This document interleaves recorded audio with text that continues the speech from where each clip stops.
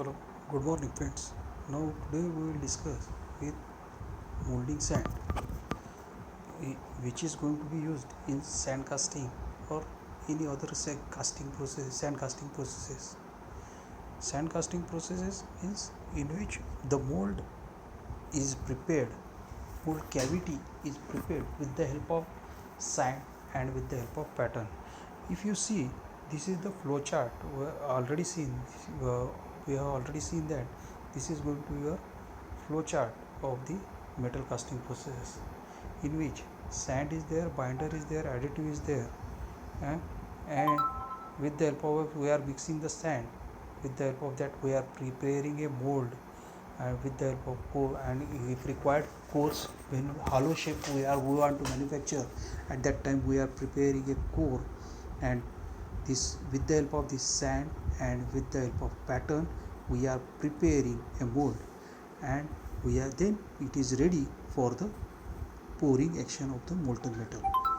Okay, so we have seen this flow chart again and again, and now we will go with sand casting of metals, in which in that we are seeing this molding sand. What is the composition of this molding sand? Molding sand is generally nothing but it is a composition of binders, base sand and water. It is the mixture of three. It is a mixture of three. Base sand. Base sand is silica sand is most commonly used base sand. Other base sands that are also used for making mold are zircon sand, chromite sand, olivine sand, but most commonly used are silica sand. Silica sand is cheapest among all these types. Okay, then we are giving providing binders into or mixing the binders in the molding sand. Binders are of many types, such as clay binders, organic binders and inorganic binders. Clay binders are most commonly used for binding the agent, used as binding agents mixed with molding sands to provide the strength. Now this word strength comes, then what is the meaning of strength and everything? We will go when we see the properties of the molding sand, then at that time we will see that strength. What is the strength means, what we exactly want, that we will see. The most popular clay type is kaolin or bentonite. These are the most commonly used clay types are there. Bentonite can absorb more water than fire clay, which increases the bonding power. And water is this, for mixing this water is required. Clay acquires its bonding action only in the presence of required amount of moisture.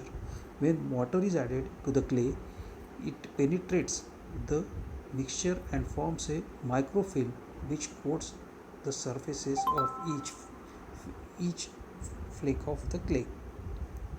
The amount of water used should be properly controlled. This is because a part of water which coats the surface of the clay flakes helps in bonding, while the other remainder helps in improving the plasticity. Property now, strength.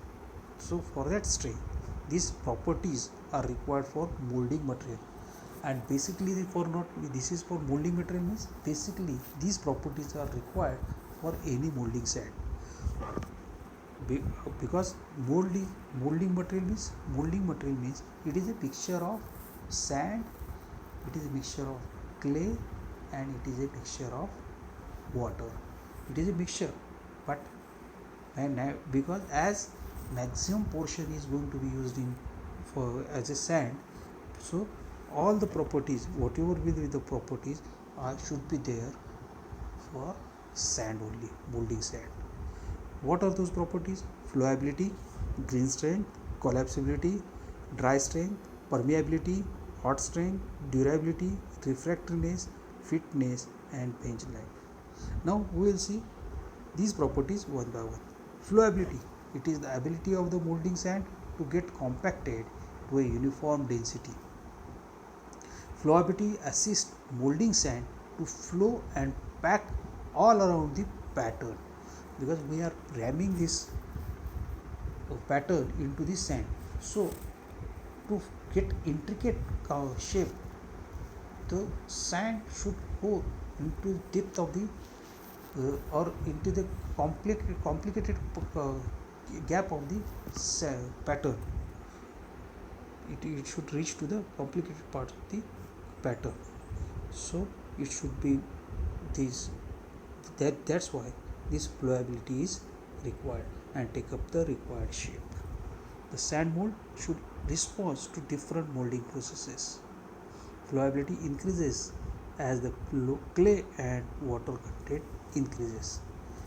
इकडं आपण फ्लोॲबिलिटी जास्त चांगली पाहिजे म्हणतो, पण पुढच्या त्याच वेळेला काही आपल्याला गोष्टी आहेत ज्या पाणी आणि ह्याचं पर्सेंटेज हे जास्त ठेवून चालणार नाही हे सांगताय. म्हणून एक प्रॉपर्टी आहे ही फ्लोॲबिलिटी, दुसरी आहे green strength. What is green strength? The moulding sand that contains moisture as termed as green sand. The strength of the sand in green or moist state is termed as green strength. The mold with adequate green strength will be able to retain its shape and will not distort or collapse. Because after ramming we are removing the pattern. After removal of the pattern, the shape should be retained. It should not collapse or it should not be get distorted. So green strength should be more. The green sand particles have the ability to cling to each other to impart sufficient strength to the mold. Cling म्हणजे बाइंडिंगच आहे, it is a binding process. Collapsibility, it is the property due to which the sand mold automatically gets collapsed after casting solidified. Green strength, before it should not collapse.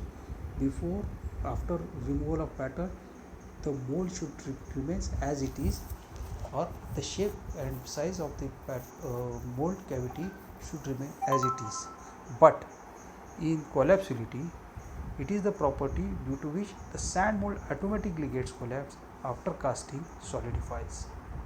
The molding sand should also have collapsibility so that during contraction of the casting it does not provide any resistance, which may result in the cracks in the casting. Okay, then is dry strength. It is the strength of the molding sand in dry conditions. When the molten metal is poured into the mold, the sand around the mold cavity is quickly converted into dry due to the temperature. As I say dry sand, as the moisture in the sand evaporates due to the heat of the molten.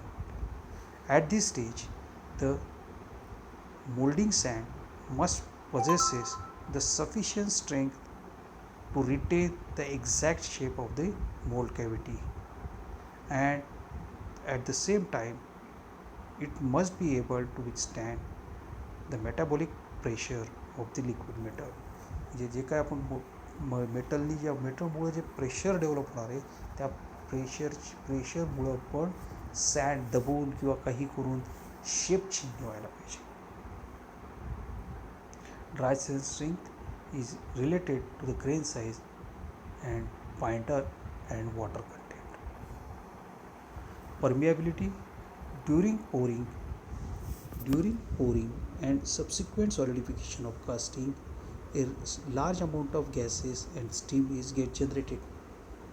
These gases are those that have been absorbed in the metal casting during solidification. Air is absorbed from the atmosphere and the steam generated by the molding and the core sand. The binder, additives, etc. present in the molding sand also produce steam and the other gases. If these gases are not allowed to escape from the mold, they would be entrapped inside the casting and cause casting defect. To overcome this problem, molding material must be porous and or permeable. It should be porous or permeable to provide a path for escape the gases. Still, if this property is there, so we have to provide a additional venting arrangement which helps in which helps venting arrangement to the mold which helps escaping of the gases that are generated in the mold cavity. Sand in coarse grains exhibit more permeability. In absence of the permeability, the defects like surface flows, gas holes, etc. may be experienced. Next is hot strength. It is the strength of the sand above 212 degree Fahrenheit. As soon as the moisture is eliminated, the sand would reach to a high temperature and then metal in the mold is still in liquid state. The strength of the sand that is required to hold the shape of the cavity is called hot strength. In the absence of hot strength, the mold may enlarge, break, erode or gets cracked due to the टेम्परेचरमुळे hot string टेम्परेचरमुळे पण cracks वगैरे जायला नाही पाहिजेत त्या कॅव्हिटीला, कारण कॅव्हिटीला गेलं तर ते परत त्याच्यामध्ये मटेरियल जाईल आणि आपल्याला जो सरफेस फिनिश पाहिजे तो प्रॉपर मिळणार नाही. Durability the moulding sand should possesses the capacity to withstand repeated cycles of heating and cooling during casting processes. Molding sand should be chemically immune to the molten metal, should be reusable, it should be easy to prepare and control. Then refractories, it is the ability of molding material to withstand the temperature of the liquid metal to be poured so that it does not get cracked, fused with the metal and experience any physical change. Refractory is essential while casting high melting point materials. Refractoriness of silica sand is the highest one. Fineness, the fine sand mold resists metal penetration and produces smooth casting surface. Fineness and permeability are in conflict with each other and hence they must be balanced for optimum results. Bench life, it is the ability of the mold sand to retain properties during the storage. Besides these specific properties, the molding material should be cheap, reusable, coefficient of expansion, durability, and should have thermal conductivity. These are the properties required for any molding sand. I am saying sand again and again because maximum percentage is going to be used is sand, and our binders and percentage water percentage are less. So I am this properties is for mold, but these same properties are required for sand also. Now these are the molding sands, sources, types and ingredients. See, these are river beds. These are the river beds available in river beds, sea, lakes and desert. Types of sands are natural sand, synthetic sand and loam sand. Ingredients are refractory sand grains, binders, water and additives. If any type of sand is we are using, we have to add these ingredients. Whatever will be sand, it will be natural sand, it may be synthetic sand, it may be loam sand. Still we have to add some ingredients. These are the ingredients we have to add. Now there are types of sands are natural sand, synthetic sands and loam sands. Natural sand, it can be, as this is totally theoretical one, you can read this, but still I am reading this because one time you hearing is nothing, because you are not going to read it So hear it while I am delivering a lecture. Hear it so that some words may give you uh, some hint while writing the answers. It can be used natural sand. It can be used as soon as received from the source. It contains binding material 5 to 20%, water 5 to 8%, and considerable amount of organic matter. It can contain moisture content for a long time. The finishing obtained on natural sand molds is good. It is cheaper compared to other sands. It has lesser refractoriness. It is employed for casting Ci and non-ferrous metals. When mixed with bentonite, the properties of the sand gets improved and gets properties like synthetic sands. Now synthetic sands are what? What is synthetic sand? A synthetic sand consists of natural sand with or without clay, binder and moisture. The organic matter is not present in the synthetic sand. Synthetic sand is a formulated sand. Formulation is done to impart certain desired properties not possessed by natural sand. Possesses good refractoriness, high permeability, uniform grain size as compared to natural sand. It is more suitable for mass production or mechanized foundries. Loam sands, it contains much more clay, 50% or more, as compared to ordinary sand. The ingredients of loam sand may be fine sand, finely ground refractoriness, graphite and fiber reinforcement. Now with refractory sands, which is going to be added in this natural sand or synthetic sand, are silica sand, magnite, zircon. Refractory sand means it is a type of sand only.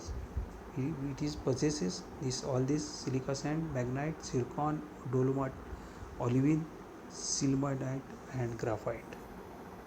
Properties of refractory sand: they maintain their shape and other characteristics at high temperature. When packed to produce the mold cavity, they remain sufficiently porous or permeable to give out gases produced during solidification of molten metal. They can be molded into intricate shapes. They can chemically immune the molten metal. They can be used repeatedly to make molds. They are inexpensive. They can be made available without much difficulty. Now you see, why I am saying this. Properties of sand should be as required for the properties of sand must be same as the properties of the mold, because percentage of, if you see the percentage, 92% is silica sand, clay 8% and water 4%. Now casting sand, silica sands are there: zircon, olivine, chromite, aluminum silicate. Silica sand, most green sand. Molds consist of silica sand bonded with bentonite water mixture. Bentonite water mixture. The term green means that mold which is tempered with water, not dried or baked. The composition, size distribution, purity and the shape of the sand is important to the success of the mold making operation. The sands are sometimes referred as natural or synthetic. Natural or synthetic means natural sand contain enough naturally occurring clays that can be mixed with water and used for sand molding. Synthetic sands have been washed to remove clay and other impurities, carefully screened and classified to a desired size distribution and then reblended with clays and other materials to produce an optimized sand for the casting being produced. Because of the demands of modern high pressure molding machines and necessity to exercise close control over every aspect of casting production, most foundries use only synthetic sands. Composition: foundry sands are composed almost entirely silica in the form of quartz. Some impurities may be present, such as ilmenite, magnetite, and olivine, which is composed of magnesium and ferrous orthosilicate. Silica sand is used primarily because it is readily available and inexpensive. Shape and distribution of sand grains. The size, distribution, and shape of the sand grains are important in controlling the quality of the mold. Most mold aggregates are mixture of new sand and reclaimed sand, which contain not only reclaimed molding sand but also core sands. In, in determining the size, shape, and distribution of sand grains, it is important to realize that grain shape contributes to the amount of surface area, and that the grain size distribution controls permeability of the mold. Grain size permeability study: as the sand surface area increases, the amount of bonding material must increase if the sand is to be properly bonded. Thus, a change in surface area, perhaps due to the change in sand shape or percentage of core sand being reclaimed, will result in a corresponding change in amount of bond required. Rounded grains have low surface area or area to volume ratio, and therefore they preferred in molding of cores because they require the least amount of binder. However, when they are recycled into the molding sand, the shape can be the shape can be a disadvantage if molding system normally uses high percentage of clay and water. This is because rounded grains require less binders than rest of the systematic binders. Angular sands त्याच्याबद्दल त्यांनी सांगितलेले की त्याच्यामध्ये तुम्हाला greatest surface area आहे angular याच्यामध्ये, therefore it requires more moulding bond and moisture जास्त पाहिजे त्याला. Porosity of mold contains its permeability controls the porosity of the mold, controls the permeability, which is the ability of the mold to allow gases generated during pouring escape through the mold, and highest porosity will result from the grains that are approximately the same size. These are the properties for zircon. Now if we see another, after silica sand there is a zircon. Zirconium silicate, ZrSi4. It is highly refractory and possesses excellent foundry characteristics. Its primary advantages are very low thermal expansion, high thermal conductivity and bulk density, and very low reactivity with molten metal. Zircon requires less binders than other sands because its grains are rounded. The very high dimensional and thermal stabilities exhibited by zircon are the reasons in widely used in steel foundries and investment foundries, making high temperature alloy components. This is zircon. Olivine minerals, so called because their characteristics are green color, are a solid solution of forsterite and fayalite. These physical properties vary with their chemical composition. Therefore, the composition of olivine used must be specified to control of reproducibility of the sand mixture. the care must be taken to calculate olivine sand before use of the decompose of the serpentine. The specific heat of the olivine is similar to that of the silica, but its thermal expansion is far less. Therefore, olivine is used in steel casting and control mold dimensions. Olivine is somewhat less durable than silica due to its shape, and it is in angular shape. Chromite. Chromite is black angular sand, is highly refractory, chemically unreactive, and thus good thermal conduct stability and excellent chilling properties. However, it has twice the thermal expansion of zircon sand, and it often contains hydrous impurities that cause inhulling and gas effects in casting. It is necessary to specify calcium oxide or silicon oxide limits the chromite sand to avoid the sintering reactions and reactions with the molten metal cause burning. Aluminum silicate, again, why it is going to be used and why it is not going to be used, this is given. Now these are the clays,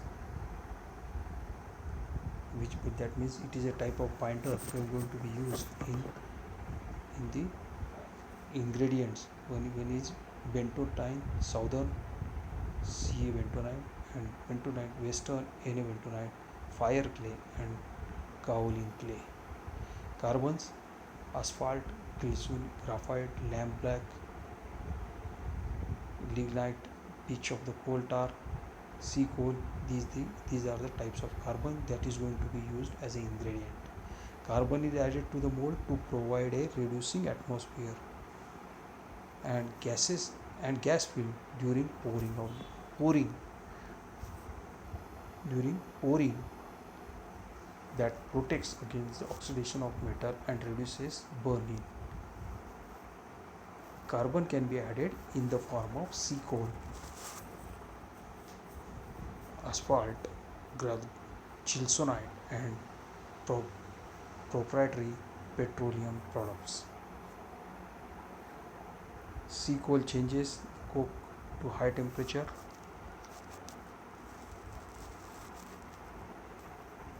In addition to the carbon, the material will give improved surface finish to the casting. These are the regarding the molding sand. If these are the ingredients: carbons, clays, and these are the different types of sand, out of which silica sand is most commonly used, then zircon and then olivine are the most commonly used. Maximum commonly used sands are there. Basically, these are the sands having properties, and these are the properties we have seen that properties must possesses by the mold cavity, so that quality of the casting must be improved. So it is a ingredient of sand, silica sand, clay and water. Properties we have seen are basically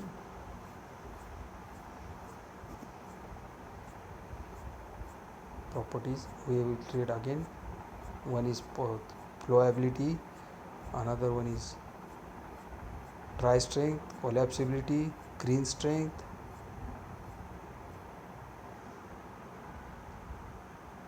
permeability, hot strength, durability, refractoriness, fineness, and bench life. Whenever you are doing any casting, you have to see that this molding clay or molding sand must possesses these type of properties. Okay, because as shape as it is going to change, the mold. What type of sand you have to use, how much percentage of water you want to use, how much percentage of clay you want to use, that is going to change according to the shape and size of the casting. So I am saying that use this much per percentage is not feasible. you have to, with the help of experience only, you will got that. Or some whenever you are joining in the industry, some experienced people are there, they are saying that this much percentage is there, but nowadays some SOPs are there, some studies are there, with the help of that percentage is fixed, and which, but it can be varied. Suppose shape changes, size changes, it is going to change this percentage of the sand, percentage of the clay, and percentage of the binder, and percentage of the water. It is not going to remain same, it is going to vary with shape and size. But whenever you are changing this, these properties should be maintained by mold cavity. Okay, thank you.